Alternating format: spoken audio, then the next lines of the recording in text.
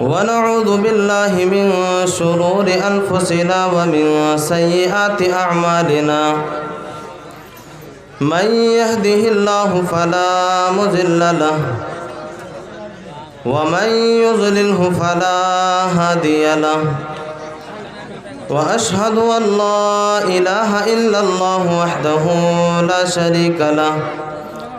وأشهد أن محمدًا عبده ورسوله أما بعد فإن خير الحديث كتاب الله وخير الهدي هدي محمد صلى الله عليه وسلم وشر الأمور محدثاتها وكل محدثة بدعة وكل بدعة ضلالة وكل ضلالة في النار. أعوذ بالله من الشيطان الرجيم. بسم الله الرحمن الرحيم. ومن أعرض عن ذكري فإن له معيشة ضنكا ونحشره يوم القيامة أعمى قال رب لم حشرتني أعمى وقد كنت بصيرا قال كذلك أتتك آياتنا فنسيتها وكذلك اليوم تنسى رب اشرح لي صدري ويسر لي أمري واحلل عقدة من لساني يفقه قولي رب زدني علما رب زدني علما اللهم رب زدني علما. دل سکون پاتا ہے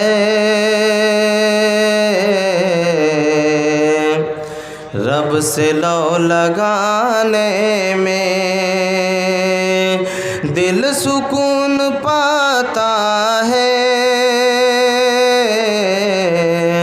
رب سے لو لگانے میں پھر بھی لوگ غافل ہیں کس طرح زمانے میں پھر بھی لوگ غافل ہیں کس طرح زمانے میں عصمتیں لٹے نہ کیوں اب تیری حکومت میں عصمتیں لٹے نہ کیوں اب تیری حکومت میں مجرموں کو گر تو ہی خود لگے بچانے میں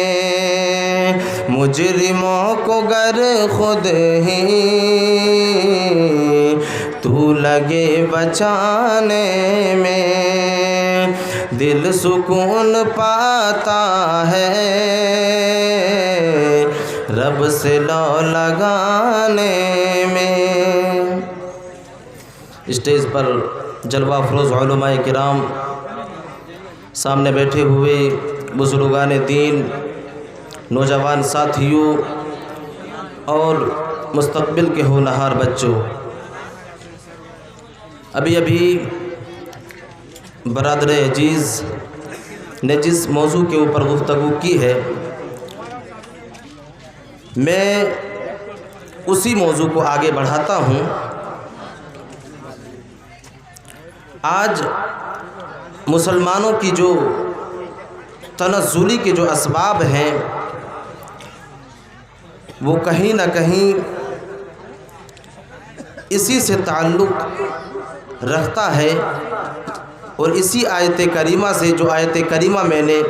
خطبہ مسنونہ کے بعد تلاوت کی. یہ بات سچ ہے، یہ بات حقیقت ہے کہ جو انسان اس دنیا کے اندر غلطی کرتا ہے اسے ایک دن उस गलती की सज़ा मिलेगी, चाहे वो कोई भी हो।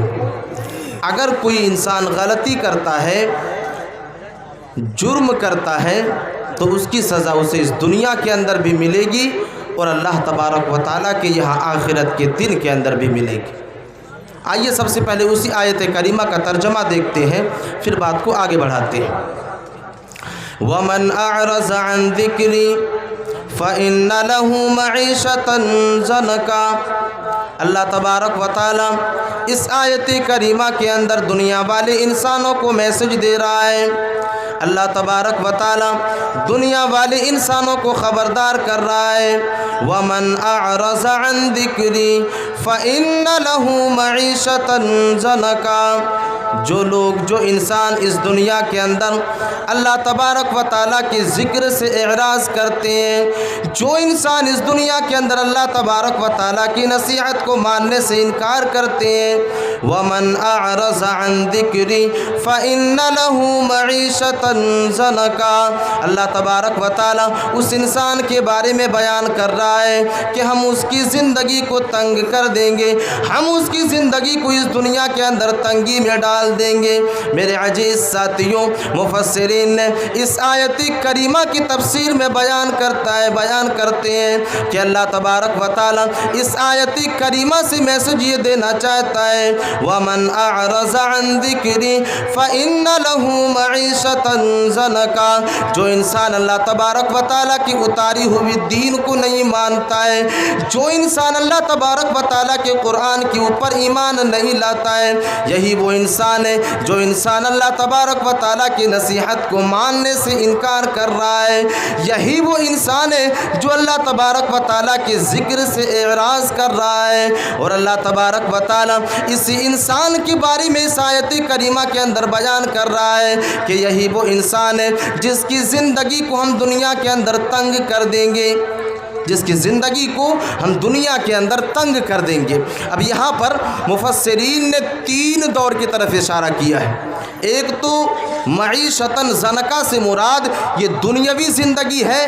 और दूसरी चीज़ जो है वो कब्र की ज़िंदगी है, और तीसरी चीज़ आखिरत की ज़िंदगी है। मेरे अजीज़ साथियों, अल्लाह तबारक व तआला इस आयत करीमा के अंदर बयान कर रहा है कि हम उसकी ज़िंदगी को इस दुनिया के अंदर तंग कर देंगे। मुराद ये है कि एक इंसान के पास दौलतें होगी, एक इंसान के पास माल और दौलत की रेल पेल होगी, एक इंसान के पास रुसूखों वाली ज़िंदगी होगी, एक इंसान के पास रईसी वाली ज़िंदगी होगी, मालदारी होगी, लेकिन उसकी ज़िंदगी के अंदर सुकून नाम की कोई चीज़ नहीं होगी। मेरे अजीज़ साथियों, जरा अपने समाज और मुआशरे का अंदाज़ा लगाएं, कितने ऐसे इंसान आपको समाज और मुआशरे के अंदर मिलेंगे जिसके पास दौलतों के अंबार मौजूद है, जिसके पास माल और दौलत की रेल पेल है, लेकिन उसकी ज़िंदगी के अंदर तंगी पाई जाती है, उसकी ज़िंदगी के अंदर सुकून नाम की कोई चीज़ ही नहीं है। मेरे अजीज़ साथियों,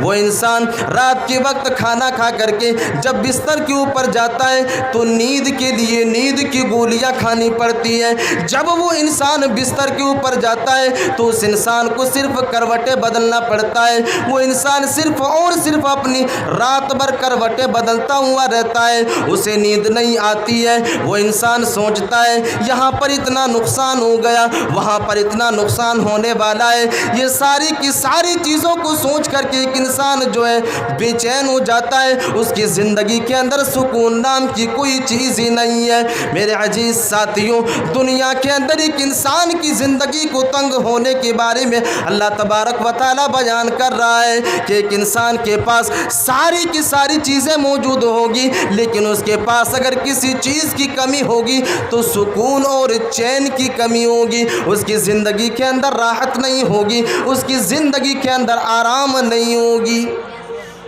अल्लाह तबारक व तआला ने मईशतन ज़नका से यहाँ पर इस चीज़ की तरफ इशारा किया है। मुफस्सिरीन ने वाज़ेह किया है कि दुनिया के अंदर एक इंसान इस तरह परेशान होगा कि उसकी ज़िंदगी जो है तंग नज़र आएगी।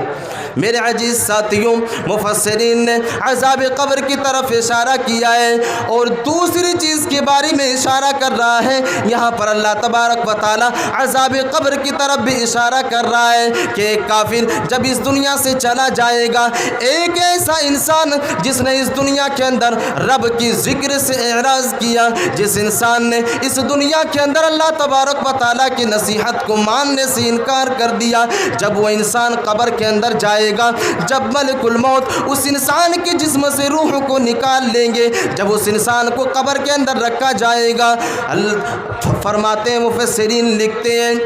کہ اس انسان کو جو ہے عذاب قبر ہونے والی ہے۔ مفسرین نے اس بات کی طرف اشارہ کیا ہے۔ حضرت ابو ہریرہ رضی اللہ تعالی عنہ ایک حدیث کے اندر بیان کرتے ہیں کہ اللہ کے نبی صلی اللہ علیہ وسلم نے فرمایا کہ جب ایک انسان قبر کے اندر جائے گا، جب ایک کافر قبر کے اندر جائے گا، جب فیصلہ ہو جائے گا، اس کے لیے جہنم کے دروازے کھول دیے جائیں گے، اس کے لیے جہنم کے دروازوں کو کھول دیا جائے گا اور اس کے قبر کے اندر 99 سانپ کو مسلط کر دیا جائے گا، اور اس 99 سانپ میں سے ایک سانپ کے 99 فن ہوں گے،